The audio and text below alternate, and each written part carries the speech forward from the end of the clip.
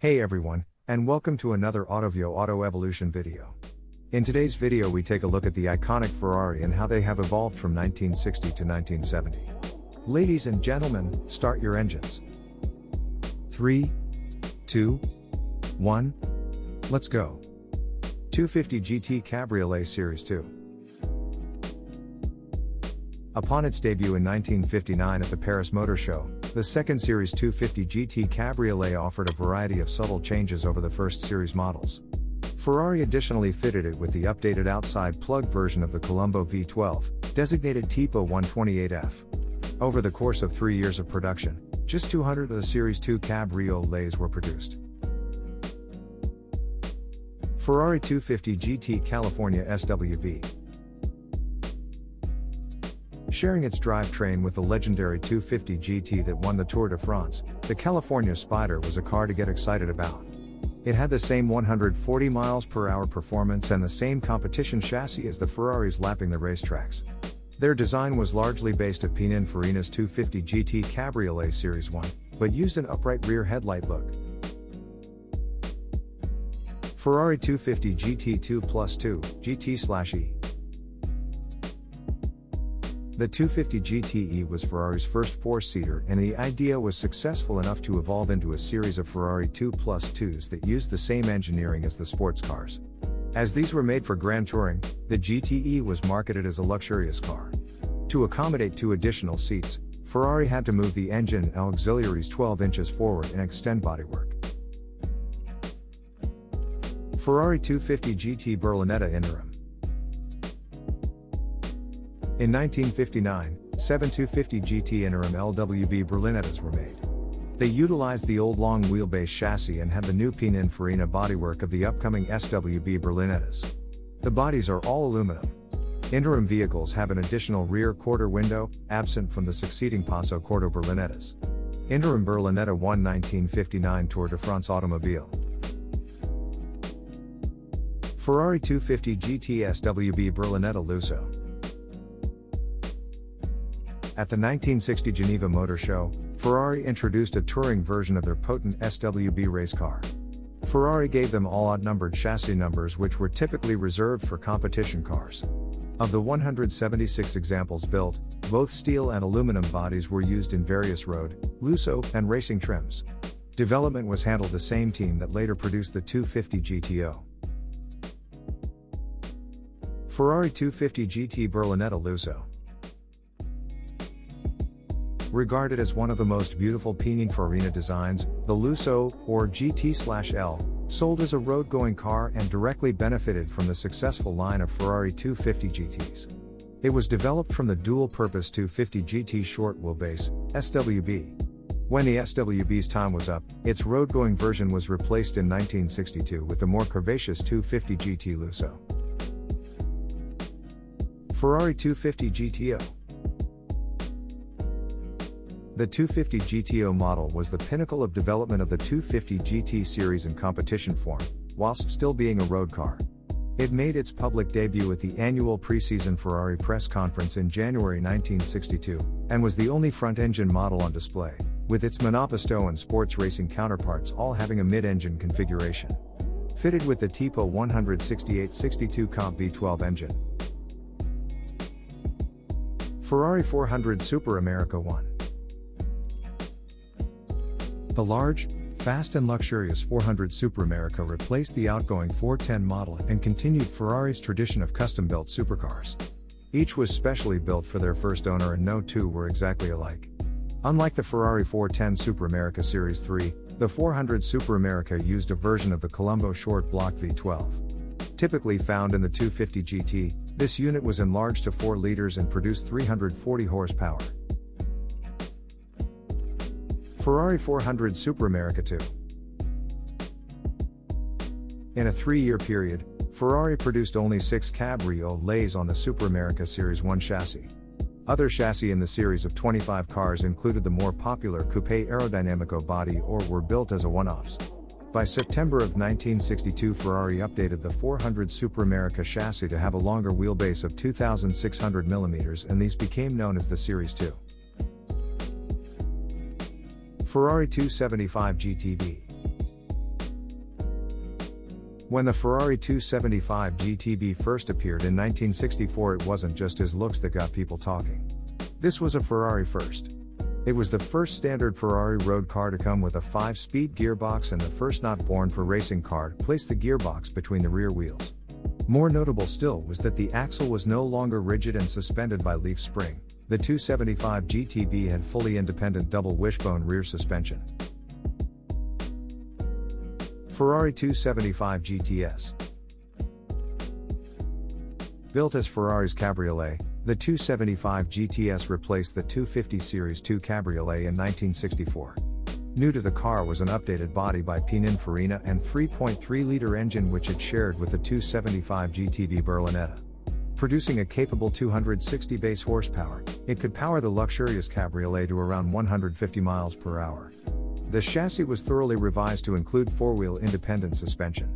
Only 200 examples of the GTS were built in a quick 2-year production. Ferrari 330 America. The final series of Ferrari's 4-seat 250 GTE 2+2 were fitted with the 4-liter Colombo V12 engine and renamed the 330 America. It had the same gorgeous Pininfarina designed body as the 250 GTE 2+2. The engine was upgraded with new combustion chambers and wider spaced bores, helping it get to 300 horsepower. Ferrari 330 GT 2+2-1. Replacing the 250 GTE, the 332 2+2 was Ferrari's second attempt at a 4-seat Grand Tourer. The car was often criticized for its distinctive dual headlights, which was a feature used by body designer Tom Charda. Not long afterward, Ferrari reverted to the single headlight treatment for the model. Ferrari 500 Superfast. The 500 Superfast was Ferrari's flagship tourer that took off from where the 400 and 410 Super America series ended. It was Ferrari's ideal cruiser with a large displacement V12 and ample cabin space. Twice as expensive as the more sporting 275 GTB, these cars were seldom ordered and only made 2 per month by Pininfarina. Ferrari 275 GTB4. At the 1966 Paris Auto Salon, Ferrari launched the GTB4 with the new Tipo 226 engine. It benefited from a variety of upgrades that were introduced into the series that were tried and tested in the 275 competition models. Upgrades included a long nose bodywork, a torque tube driveline and an engine capable of 300 base horsepower with a dry sump lubrication system. Ferrari 275 GTB4 S-Nart Spider. Only 10 Ferrari 275s officially came from the Ferrari factory in Spider configuration, 25 were planned. These were all made for Luigi Chinetti, who was Ferrari's North American importer at the time. The 330 GTS was luxurious top-down cruiser, while the 275 GTB4 was a more aggressive Ferrari GT. Americans at the time wanted a convertible offering the best aspects of both cars. Ferrari 330 GT 2+2-2. In 1966, Ferrari reverted from their twin headlight layout back to the traditional setup and fitted a larger 4.0-liter engine. The 1965 Series 2 version featured a 5-speed gearbox instead of the overdrive 4-speed of the prior year. Other changes included the switch back to a dual light instead of quad light front, alloy wheels, and the addition of optional air conditioning and power steering. Ferrari 330 GTC.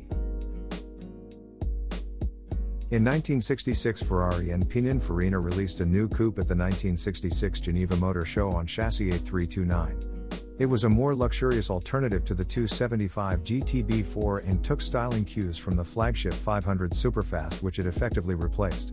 It used a modified version of the 275 GTB4's frame and the Tipo 209-66 V12 engine from the 330 GT 2+2 Series 2. It also benefited from disc brakes and independent suspension. Ferrari 330 GTS. The 330 GTS was released in October at the 1966 Paris Auto Show. It was intended as a Grand Tourer that delivered quiet performance. The 3,967cc V12 was a development of the engine used in the 400 Super America, and joined to the 5-speed gearbox, provided flexible power across a wider range. Only 100 examples were made before the model was upgraded with a 4.4-liter engine in 1968. Ferrari 365 California. Shortly after the last 500 Superfast was made, the 365 California was announced as the model's successor. It was the continuation of a series of limited production cars which included the 410 and 400 Super Americas. To keep costs down, but exclusivity high, the 365 California was only offered to select VIP clients of Ferrari. The long and low 365 California Spider was basically a reworked 330 GT chassis featuring a Pininfarina body. Ferrari 365 GT2 Plus 2. Unveiled at the Paris Motor Show in 1967, this was the first Ferrari 2 Plus 2 with independent rear suspension. Koni's coil springs and shock absorbers ensured excellent road holding and good comfort with a self-leveling system in the rear, pioneered jointly by Ferrari and Koni. As with the GTB4 and 330 GTC, transmission involved the torque tube system. The chassis had the same wheelbase as the 330 GT2 Plus 2, but the bodywork was totally new and more like the Superfasts. Ferrari 365 GTB4 Daytona.